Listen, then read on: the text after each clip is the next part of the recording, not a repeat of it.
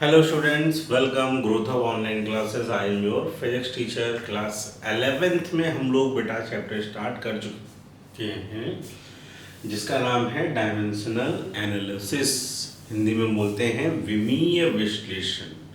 ठीक है, इसका पार्ट 1 हम लोगों ने पढ़ लिया था और उस पार्ट 1 में हम लोगों ने पढ़ा था कि डायमेंशन क्या होती हैं, विमाएँ क्या होती हैं।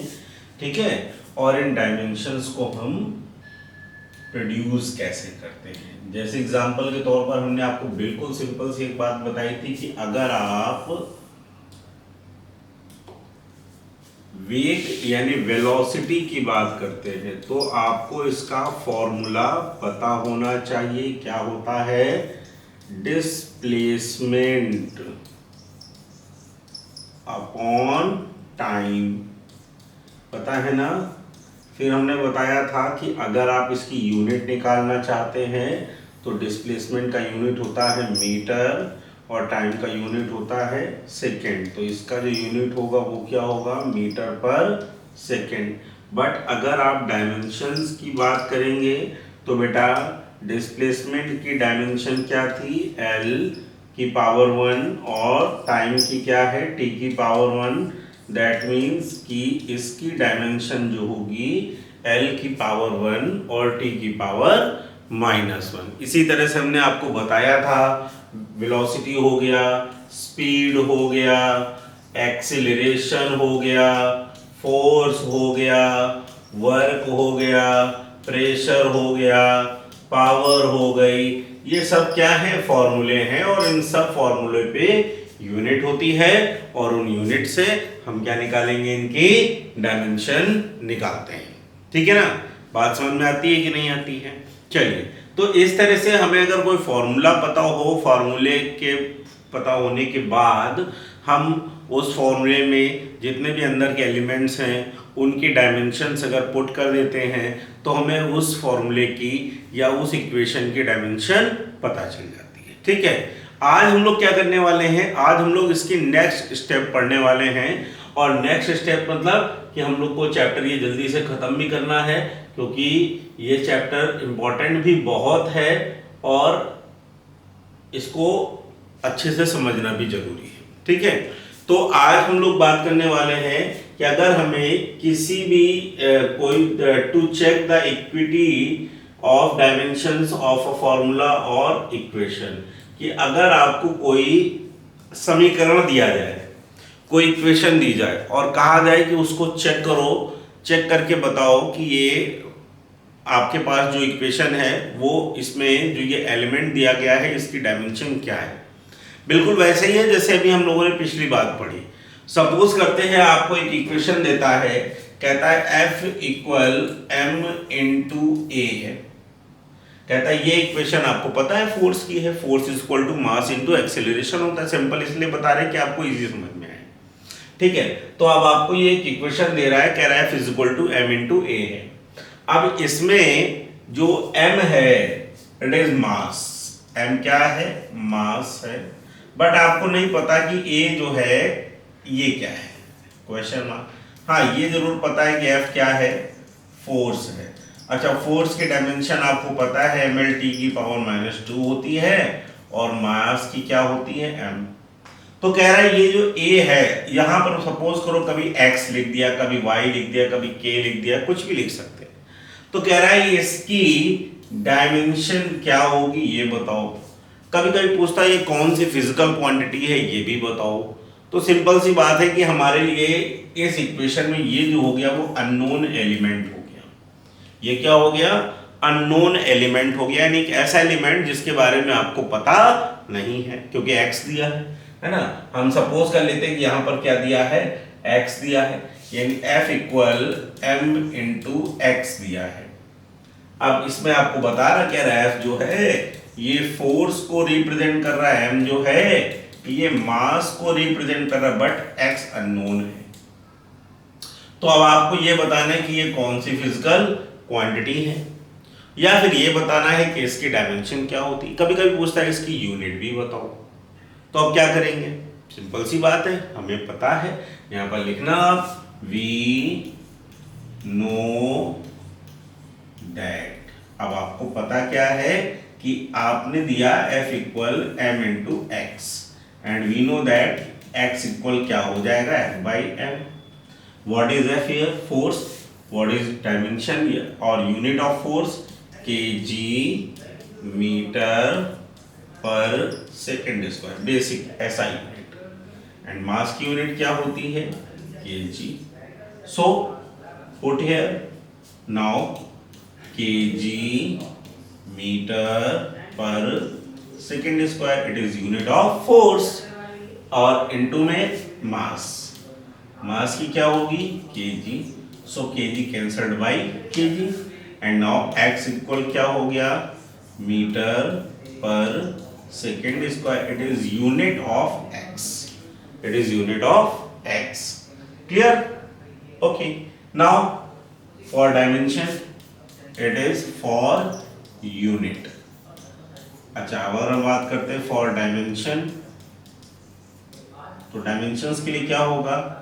Again you have x equal f by m and now what is unit of force? m l t पे power minus 2 divided by m. m से m क्या हुआ? कैंसिल हुआ. सो x इक्वल हो गया l t की power minus 2. It is dimensional formula of x which is given here. ठीक.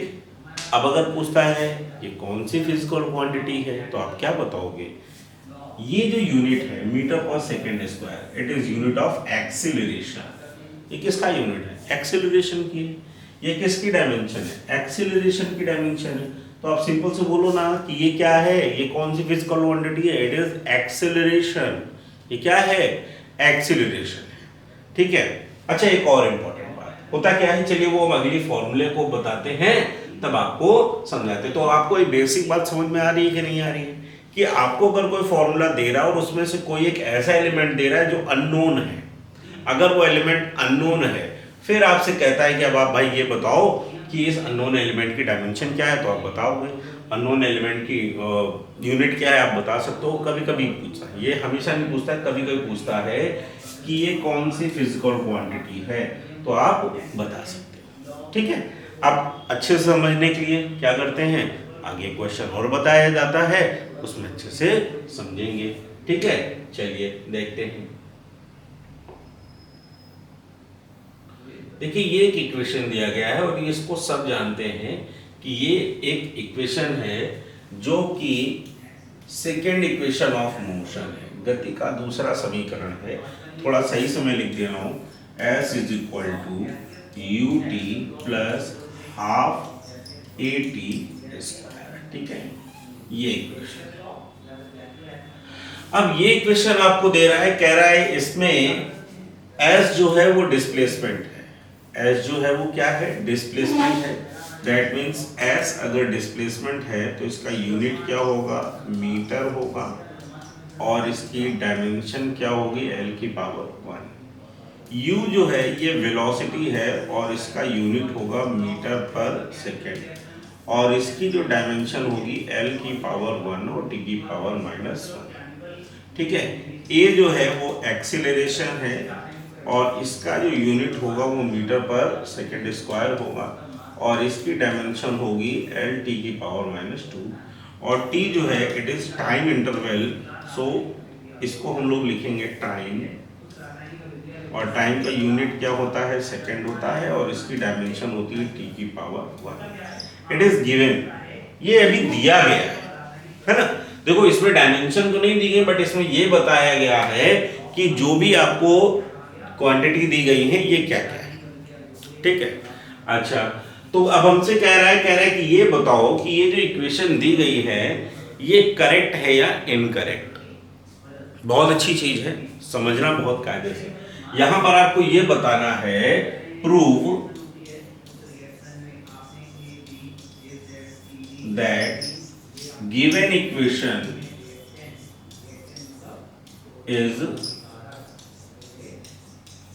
Correct और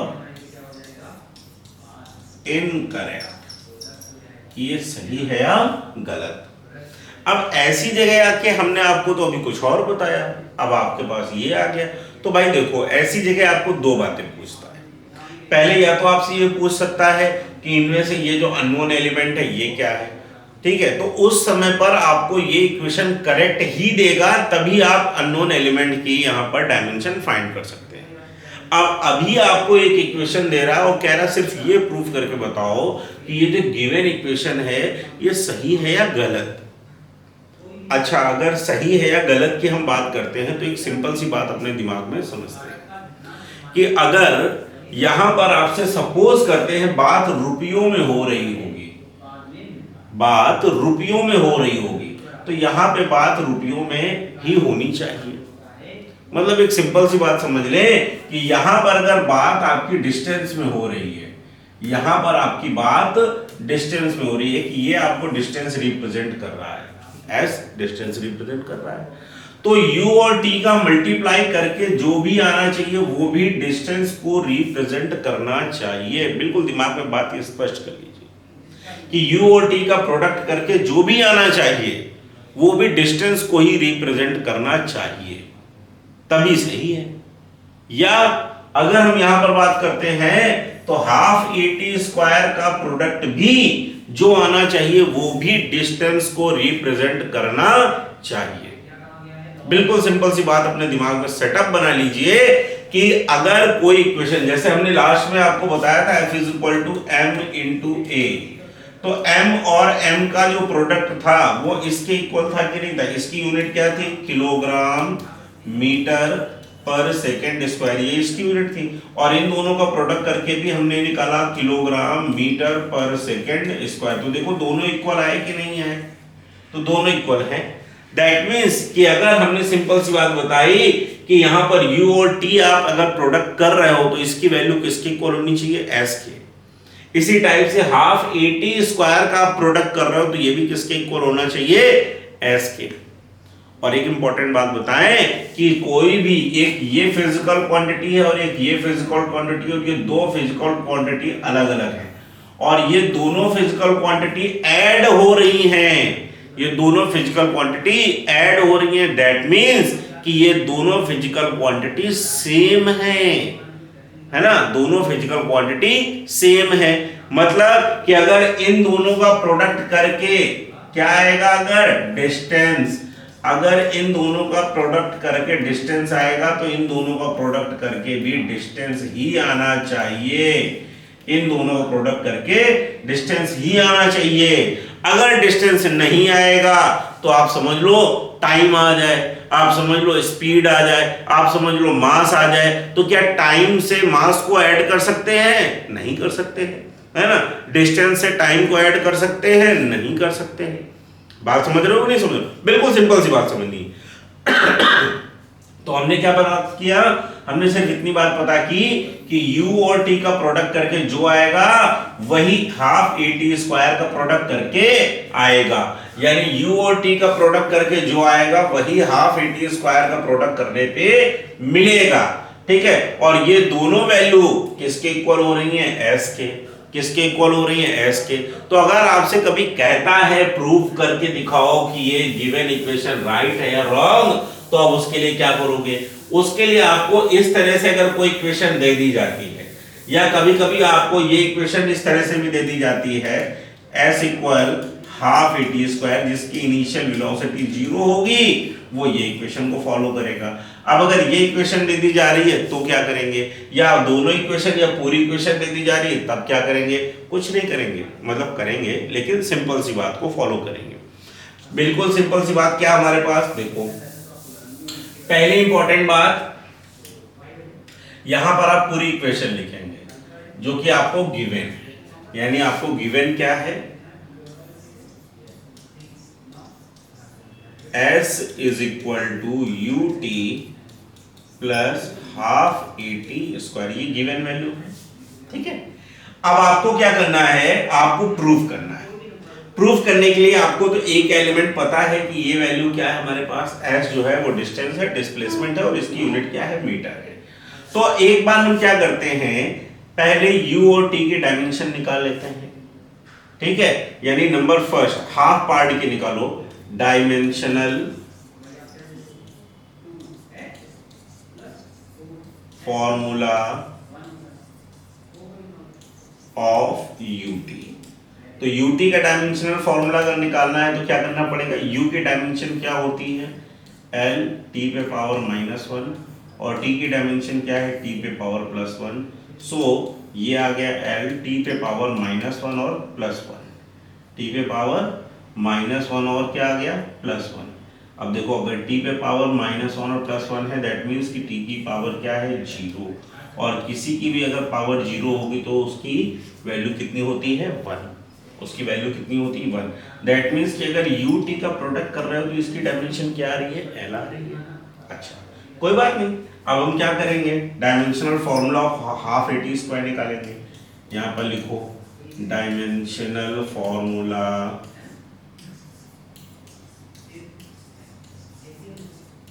ऑफ हाफ एटी स्क्वायर। अब इसका डायमेंशनल फॉर्मूला निकालने के लिए भाई वैल्यू आपको तो यहाँ रखनी पड़ेगी, 1/2 एटी स्क्वायर। अच्छा एक इंपॉर्टेंट बात समझना कि इस तरह से अगर कोई भी न्यूमेरिक नंबर दे दिया जाए, के दे दिया जाए, पाई दे दिया जाए, इस तरह से अगर आपको न्यूमेरिक कांस्टेंट दे दिया जाए, न्यूमेरिक कांस्टेंट याद रखना कि ऐसे कांस्टेंट जिनका न्यूमेरिक वैल्यू होती है, यानी जिनका आंकिक मान होता है, जैसे पाई का वैल्यू हो पता है ना क्या होती है, 3.14 होती है या 22/7 होती है, तो ये न्यूमेरिक कांस्टेंट है। अगर इस तरह से चीजें आपको दे दी जाती हैं तो आप क्या करोगे, तो बेटा इनके यूनिट नहीं होते, पाई का कोई यूनिट नहीं होता है, कहीं पर 1 2 3 4 दे रहा है, इसका यूनिट नहीं होता है, 1/2 1/4 1/6 दे रहा है, इनका यूनिट नहीं होता है, होता नहीं है। अगर इनका यूनिट नहीं होता है तो हम यूनिट या डायमेंशन निकालने में इनकी वैल्यू को हटा देते हैं, यानी इनकी हम कोई वैल्यू नहीं रखते हैं। कारण क्यों नहीं रखते हैं, क्योंकि भाई हम यहाँ पर जो भी काम कर रहे हैं मैग्नीट्यूड फाइंड करने के लिए नहीं कर रहे हैं, हम यूनिट निकालने के लिए कर रहे हैं या डायमेंशन निकालने के लिए कर रहे हैं। तो ये जो न्यूमेरिक कांस्टेंट होते हैं, ये जो न्यूमेरिक कांस्टेंट हैं, ये डायमेंशन लेस होते हैं।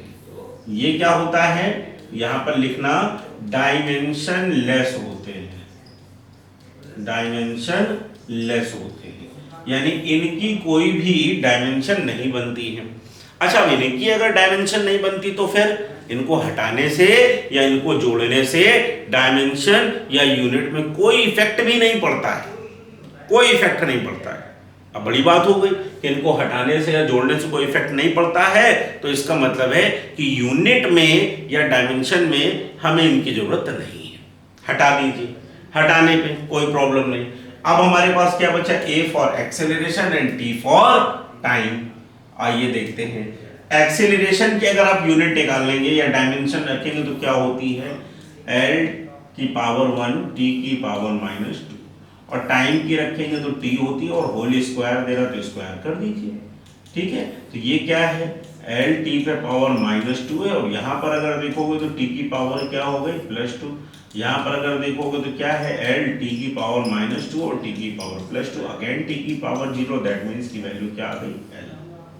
ठीक है, अभी हमने केवल एक बार यूटी की डायमेंशन फाइंड की और एक बार हमने हाफ एटी स्क्वायर की डायमेंशन फाइंड की। अब अगर हम बात करते हैं according to question, according to question, अब अगर क्वेश्चन के अकॉर्डिंग हम बात करते हैं तो S इक्वल हमने क्या पढ़ा है, UT plus half a t square, ये तो पढ़ा। अच्छा S की डायमेंशन क्या है, L, U और T को प्रोडक्ट करके डायमेंशन क्या लिखी, L, हाफ को छोड़ दो और इस पूरे की हमने डायमेंशन क्या लिखी, L। दैट मीन्स कि ये जो इक्वेशन है, इस इक्वेशन में सभी जितने भी एलिमेंट दिए हैं, जितने भी ऐड किए गए, सब्ट्रैक्ट किए गए, इक्वल किए गए, उन सभी एलिमेंट की जो डायमेंशन आई वो क्या आई, L आई। ठीक है, अगर इन सब की डायमेंशन L आ रही है तो हम ये कह सकते हैं कि ये इक्वेशन कैसी है, सही है। हाँ, अगर इस इक्वेशन में यहां पर t क्यूब हो जाती, यहां पर t स्क्वायर हो जाता, तो ये इक्वेशन क्या हो जाती, फिर गलत हो जाती, है ना। तब ये इक्वेशन क्या होती, गलत हो जाती। हम बोलते कि नहीं नहीं भाई ये इक्वेशन सही है, क्यों, क्योंकि यहां पर ये इक्वल नहीं आए थे। यहाँ पर इक्वल नहीं आते। तो एक क्वेश्चन प्रैक्टिस के लिए भी आप कर लेना, ये मैं यहाँ पर दे रहा हूँ, ठीक है ना। प्रैक्टिस के लिए इक्वेशन जरूर लिखना। देखो मैं इसके अंदर दे रहा हूँ ब्रैकेट के अंदर, इसी इक्वेशन को s equal U T square plus half a T cube. अब इस इक्वेशन को प्रूव करना, इसको प्रूव करना कि ये राइट है या रॉन्ग, ये सही है या गलत, ये आपको प्रूव करनी है। ठीक है, बात समझ में आ रही है? स्क्रीनशॉट ले लीजिए, तो आगे बढ़े, अगले क्वेश्चन को देखते हैं। हो गया, चलो।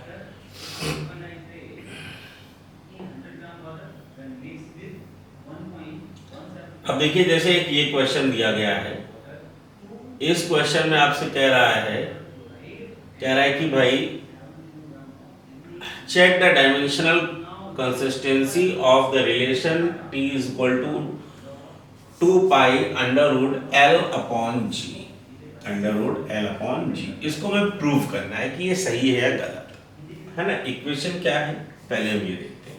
पहले तो आपको दे रहा है t is equal to, तो t क्या होता है, टाइम होता है, और टाइम की डायमेंशन क्या होती है, t होती है। ठीक है, फिर L दे रहा है, L क्या है, लेंथ है, और लेंथ की डायमेंशन क्या होती है, L होती है। और G क्या है, ये ग्रेविटी है, ग्रेविटेशनल एक्सीलरेशन है, और एक्सीलरेशन है तो इसकी डायमेंशन क्या होगी, T होगी। ठीक है, अब जरा देखिए ध्यान से, ठीक, जो ये 2 पाई है, ये न्यूमेरिक कांस्टेंट है, न्यूमेरिक कांस्टेंट है। तो इस न्यूमेरिक कांस्टेंट की कोई डायमेंशन नहीं होगी। आप यहां पर लिखना, ये कैसी है, डायमेंशनलेस, ये कैसी है, डायमेंशनलेस फिजिकल क्वांटिटी है। अब अगर ये डायमेंशन लेस फिजिकल क्वांटिटी है, तो जो हमें इक्वेशन दे रहा है t is equal to 2 pi under root L upon G, इस इक्वेशन में समझना बहुत ध्यान से, इस इक्वेशन में ये जो 2 पाई है इसका कोई रोल नहीं है, यानी इसको हटाने के बाद कोई इफेक्ट नहीं पड़ेगा, किसमें, डायमेंशन में या यूनिट में। हाँ, अगर हम यहाँ पर वैल्यू निकाल रहे होते हैं, मैग्नीट्यूड निकाल रहे होते, तो हम इसका यूज करेंगे। क्यों करेंगे, क्योंकि बेटा ये जो है वो न्यूमेरिक वैल्यू रखता है ना, तो न्यूमेरिक वैल्यू कहाँ का इफेक्ट डालेगी, जहां पर हम न्यूमेरिक वैल्यू प्लेस कर रहे होंगे। जब हम L की वैल्यू प्लेस कर रहे होंगे, G की वैल्यू प्लेस कर रहे होंगे, या T की वैल्यू प्लेस कर रहे होंगे, या T की वैल्यू कैलकुलेट कर रहे होंगे, इन सभी जगह 2 पाई की वैल्यू रखनी पड़ेगी। बट जब हम यूनिट निकाल रहे हैं, जब हम डायमेंशन निकाल रहे हैं, तो हमें इसकी जरूरत नहीं पड़ेगी। क्यों, क्योंकि ये कैसी है, एक डायमेंशन लेस फिजिकल क्वांटिटी है। अच्छा, तो अब हमें प्रूफ करना है, तो अब हम प्रूफ करने के लिए ऐसी जगह पे बहुत सिंपल सा काम करते हैं, हम डायमेंशंस को दोनों साइड में रखते हैं, कीप डायमेंशन बोथ साइड, यानी दोनों पक्षों में विमा रखने पर। अगर हम दोनों पक्षों में विमाएं रखेंगे तो पहले तो हम इसको हटाने के बाद अब इक्वेशन बन गई t is equal to under root L upon G। अब सिंपल सी बात बता दें, स्क्वायरिंग बोथ साइड कर लो, ठीक है, स्क्वायरिंग बोथ साइड, दोनों तरफ क्या कर लें, स्क्वायर कर लेंगे, तो ये वैल्यू हो जाएगी t square is equal to L by G। समझ में आया क्यों किया, क्योंकि हमको ये रूट हटा देना है ना, हम रूट हटा लेते हैं। अब हटाने के बाद आइए अब हम वैल्यू प्लेस करते हैं। तो टाइम की डायमेंशन हमने बताई थी क्या होती है, t, और इसकी होल स्क्वायर लगाया तो स्क्वायर। लेंथ की क्या होगी, L, कोई स्क्वायर नहीं है, नो प्रॉब्लम। टाइम, ये g क्या है, एक्सेलरेशन, इसकी डायमेंशन क्या होगी, LT की पावर -2, LT की पावर -2। ठीक है, वैसे कभी कट नहीं किया जाता है, बट अभी आपको समझाने के लिए मैं इसको कट कर रहा हूँ। अभी मैंने माइनस प्लस करके हटाया था, याद रखिए। और ये t की पावर -2 ऊपर जाएगी तो कैसी हो जाएगी, प्लस की 2 हो जाएगी, ठीक है ना। अब अगर ये टी की पावर माइनस 2 ऊपर गई तो क्या हो गई, प्लस की 2, और ये स्क्वायर हो गया तो क्या हो गया, टी स्क्वायर। यहाँ पर क्या आ जाएगा बेटा, ये ऊपर जाएगा तो टी की पावर हो गई प्लस 2। अब ये बताओ छोटी सी बात कि दोनों साइड की डायमेंशंस कैसी हैं, सेम, भले ही स्क्वायर करने पे, चलो आप रूट कर लो अगर चाहे तो, और करके रूट कर दिया तो इसकी डायमेंशन क्या हो गई टी, और इसकी डायमेंशन क्या हो गई टी, ठीक, दोनों ही की बात है। तो दोनों साइड की डायमेंशंस कैसी आई, सेम आई। अगर दोनों साइड की डायमेंशन सेम आई हैं तो हम ये क्या बोलेंगे, इट इज राइट इक्वेशन। ये क्या है, सही समीकरण है। क्लियर हो रहा है, समझ में आ रहा है, चलिए ठीक है। तो अब क्या करते हैं, स्क्रीनशॉट लेते हैं इसका और आगे बढ़ते हैं, ठीक है, ठीक, चलिए देखते हैं।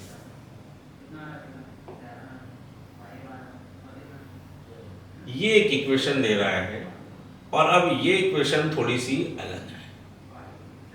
इस इक्वेशन में आपको बता रहा है, कह रहा है एक समीकरण है जो दिया गया है v इक्वल ए plus b t plus c upon D plus T, ये इक्वेशन है, ठीक है।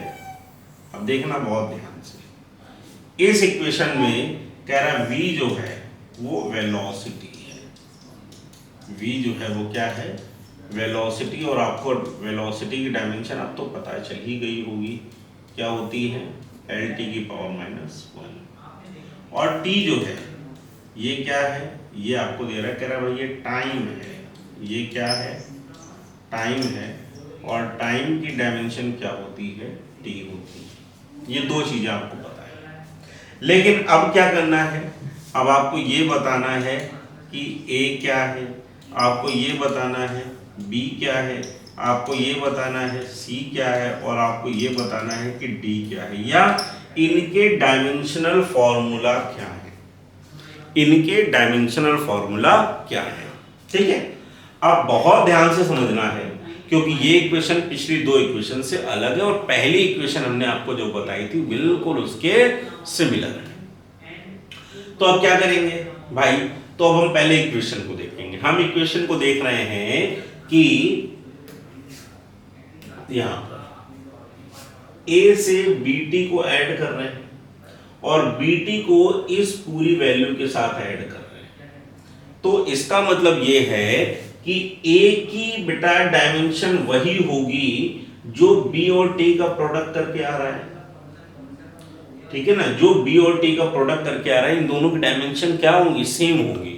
अगर सेम नहीं होती या ये दोनों सेम फिजिकल क्वांटिटी नहीं होती तो हम इन दोनों को ऐड नहीं कर सकते थे। हमने बताया था ना कि मास में आप टाइम को कभी ऐड नहीं कर सकते, मास में टाइम का मल्टीप्लाई कभी किया जा सकता होगा, लेकिन मास में हम टाइम का ऐड नहीं कर सकते, जोड़ नहीं सकते।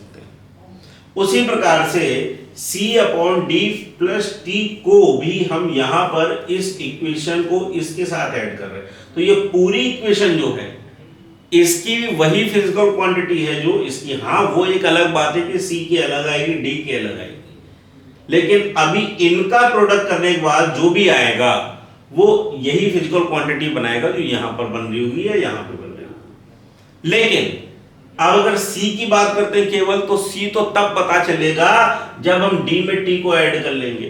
तो इसका मतलब है D में T को ऐड करने पे तभी ऐड कर रहे होगे जब दोनों सेम होंगे, यानी T टाइम है तो D भी क्या होगा, टाइम ही होगा। यानी अगर हमारे पास T टाइम है तो टाइम के साथ में इस D को हम तभी जोड़ सकते हैं जब टाइम होगा। अगर D टाइम नहीं होगा तो हम इसको ऐड क्यों कर रहे हैं, कर ही नहीं सकते हैं ऐड। बात समझ रहे हैं ना, बिल्कुल सिंपल सी बात समझनी है कि दो इक्वेशन ऐड होंगी ही तब जब उनकी फिजिकल क्वांटिटी सेम होगी। अगर उनकी फिजिकल क्वांटिटी सेम नहीं है तो इनको हम ऐड भी नहीं कर सकते, मतलब ऐड किया है दैट मीन्स कि सेम फिजिकल क्वांटिटी है। अब अगर ये सेम फिजिकल क्वांटिटी है तो इसका मतलब है कि हम D की सबसे पहले निकाल सकते हैं। क्यों, क्योंकि अगर हम यहां पर बात करते हैं, देखो नंबर फर्स्ट में आप क्या लिखोगे, नंबर फर्स्ट में लिखते हैं यहां पर for the dimensional formula of capital D, sorry small D है, स्मॉल डी। ठीक है, तो हम क्या करेंगे कि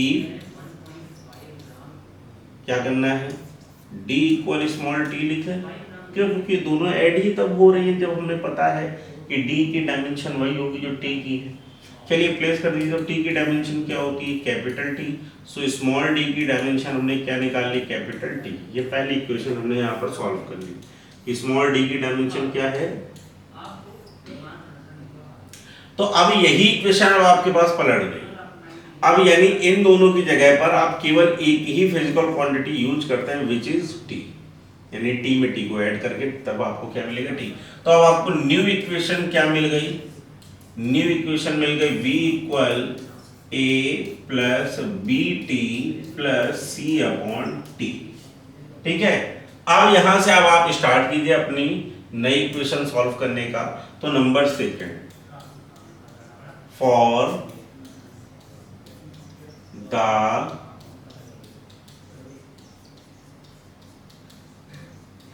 dimensional formula of small A. अब ए का स्मॉल फॉर्मूला है, तो इसके लिए हमें क्या करना पड़ेगा कि v इक्वल ए प्लेस करना पड़ेगा। याद करो हमने बताया था कि ये वही फिजिकल क्वांटिटी जो ये है और ये है, तो ये सब किसके इक्वल है, v के इक्वल है। किसके इक्वल है, v के। That means v equal a भी हो सकता है, v equal b t square भी हो सकता है, और v equal c upon t भी होगा। ठीक है ना, तो इसका मतलब है कि अगर आपको a की डायमेंशन निकालनी तो आपको क्या करना पड़ेगा, v इक्वल ए लिख लेंगे। अगर हम v इक्वल ए लिखते हैं तो देखो v क्या है, वेलोसिटी, और इसकी डायमेंशन क्या होती है, lt की पावर -1। इसकी डायमेंशन क्या होती है, lt की पावर -1। तो इसका मतलब है v क्या है, a क्या है, a जो है वो भी वेलोसिटी है, a जो है वो क्या है, वेलोसिटी है। यानी अगर पूछता है a कौन सी फिजिकल क्वांटिटी है, तो आप बोल दो भाई कि ये क्या है, ये वेलोसिटी है, ये क्या है, वेलोसिटी है। क्लियर है, समझ में आया कि नहीं आया। चलिए अब इसी तरह से अगर आपसे कहता है डायमेंशनल फॉर्मूला ऑफ बी, तो यहाँ पर नंबर थर्ड दिया गया, फॉर डायमेंशनल फॉर्मूला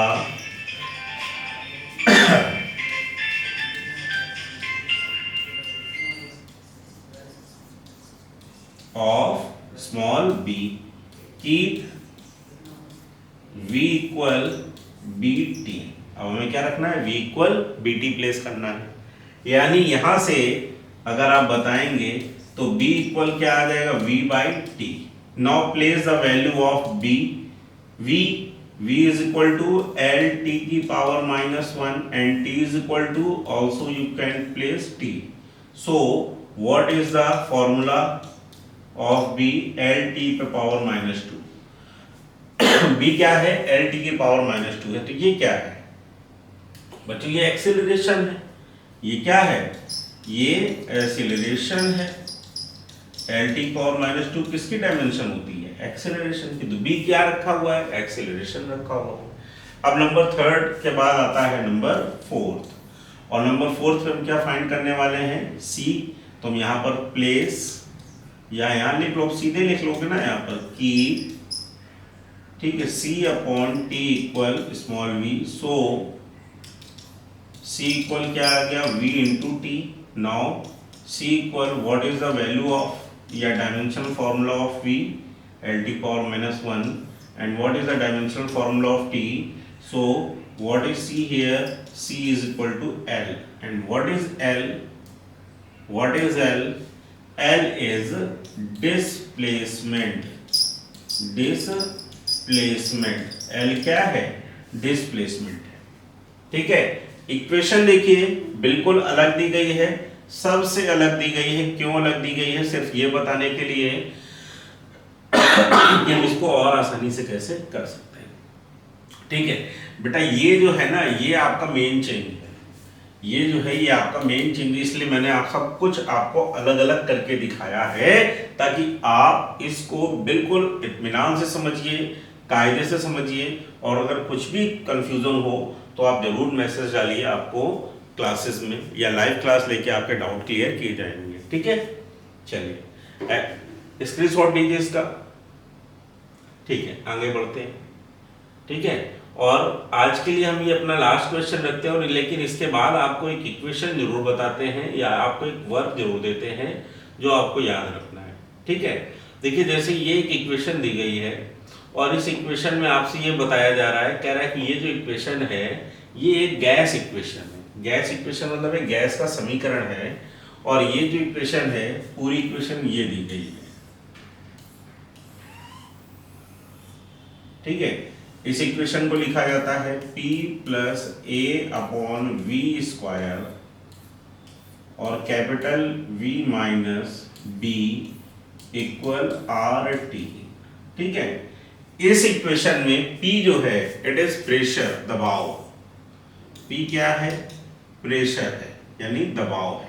और इसकी अगर हम डायमेंशन निकालेंगे तो क्या होगा? फोर्स अपॉन एरिया, मतलब ML पे पावर -1 और T पे पावर -2, और यहाँ से V क्या है? वॉल्यूम, और वॉल्यूम की डायमेंशन क्या होती है? L की पावर 3। अगर ये दोनों दे रहा है तो पूछ रहा है A और B क्या है, जिसमें R टेम्परेचर है और R जो है वो यूनिवर्सल गैस कांस्टेंट है, और T जो है वो टेम्परेचर है। आपको एक मैजिकल बात बताऊंगा कि इन दोनों की जरूरत ही नहीं पड़ेगी। अब समझो, इन दोनों की जरूरत नहीं पड़ेगी तो ये मीन क्या है? आपको पहले कह रहा है A की डायमेंशन फाइंड करो। तो जरा इस इक्वेशन को देख लो। इस इक्वेशन को देख के क्या लग रहा है कि P को हम A अपॉन वी स्क्वायर के साथ में ऐड कर रहे हैं। P को अगर हम A अपॉन वी स्क्वायर के साथ में ऐड कर रहे हैं, दैट मीन्स कि A अपॉन वी स्क्वायर का डायमेंशनल फॉर्मूला वही है या फिजिकल क्वांटिटी वही है जो P की है, जो P की है। और P क्या है? प्रेशर है। दैट मीन्स कि A अपॉन वी स्क्वायर को जब हम यहां पर भाग देके डिवाइड करके लेकर आएंगे तो ये क्या बनाएगी? प्रेशर ही बनाएगी। यानी अगर आपको बात करनी है डायमेंशनल फॉर्मूला ऑफ A की, तो आपको पता है कि P का dimensional formula A upon we square के डायमेंशनल फॉर्मूले के इक्वल है। यानी अगर यहां पे आपको बात करनी है नंबर फर्स्ट में क्या करेंगे? फॉर द डायमेंशनल फॉर्मूला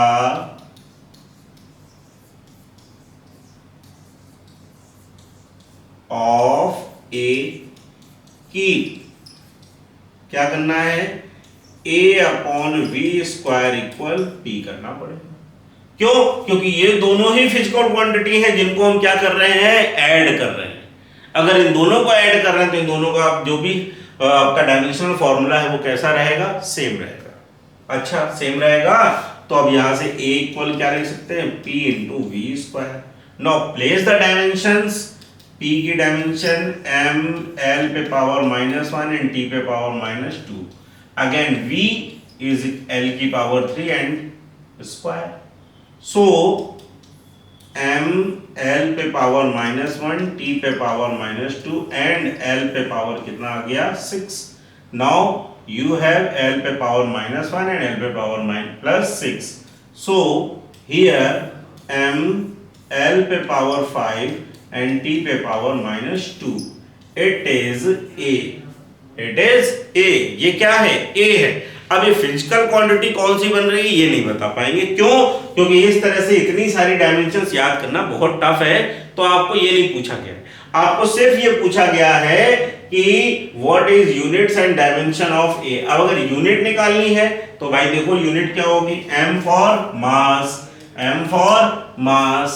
है ना। और मास को आप क्या लिखते हैं? kg में। फिर L फॉर डिस्टेंस मतलब मीटर की पावर कितनी हो गई? 5। And T for time, divided है तो टाइम का square. Any problem? No problem. Clear है ना। चलिए, फिर अब क्या कह रहा है कि B की फाइंड करनी है। तो देखो B की फाइंड करनी है तो भाई अब हम बार बार तो नहीं बता सकते हैं कि ऐसा करना पड़ेगा।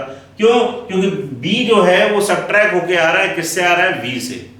अब B अगर V से सबट्रैक्ट होके आ रहा है, दैट मींस कि दोनों की डायमेंशंस फिर से कैसी होंगी? सेम होंगी, है ना। दोनों क्या है? सेम फिजिकल क्वांटिटी है। अगर डायमेंशन सेम है, सेम फिजिकल क्वांटिटी, तो हम यहाँ पर क्या बताएंगे? कुछ नहीं बताएंगे, बोलेंगे फॉर द डायमेंशनल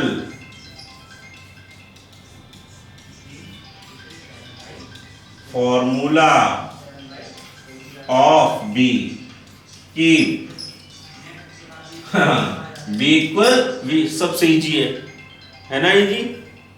ठीक है, तो अब यहां पर हम क्या करेंगे, बी इक्वल वी क्या है, वॉल्यूम है, तो बी अगर वॉल्यूम है इक्वल तो इसका मतलब है कि अगर बी वॉल्यूम है तो अब हम इसकी यूनिट क्या बताएंगे, तो भाई वॉल्यूम की क्या होती है, एल मीटर, और पावर क्या हो गई 3, पावर क्या हो गई 3। समझ में आया कि नहीं आया?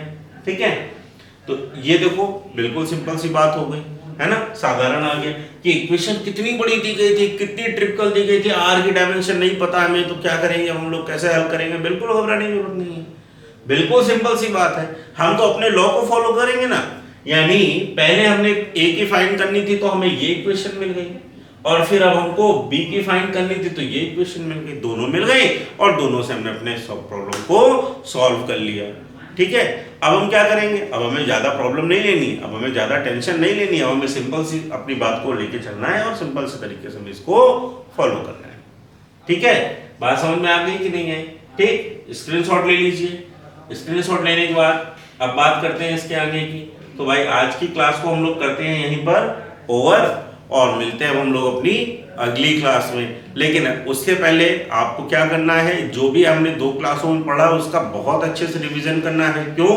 क्योंकि इसके बाद अब हमारे पास जो टॉपिक आएगा और भी बढ़िया आएगा, और भी मजेदार आएगा, और भी इंटरेस्टिंग आएगा, है ना। और फिजिक्स की नज़र से अगर हम देखें तो ये इतना अच्छा चैप्टर है कि इसको पढ़ने में बहुत मजा आती है। आप लोगों ने स्कूल में से महीने महीने भर पढ़ा होगा, है ना, क्योंकि स्टार्टिंग में पढ़ाना यही से स्टार्ट करते हैं, और क्या करते हैं, इसकी प्रैक्टिस इतनी कराई जाती है कि आपको महीने महीने भर इसको पढ़ने को मिल जाता है। अच्छा, दूसरी बात इंपॉर्टेंट क्यों है, इंपॉर्टेंट इसलिए है क्योंकि अभी आप 11th में हो तो आपको ये नई चीज मिली, है ना। लेकिन अब आफ्टर 11th ये आपका कंटिन्यू चलता रहेगा, यानी इसमें आपको बार बार अब आपको अपडेशन मिलेंगे, नए मिलेंगे। ठीक है, तो मिलते हैं हम लोग अपनी अगली क्लास में, तब तक के लिए थैंक यू।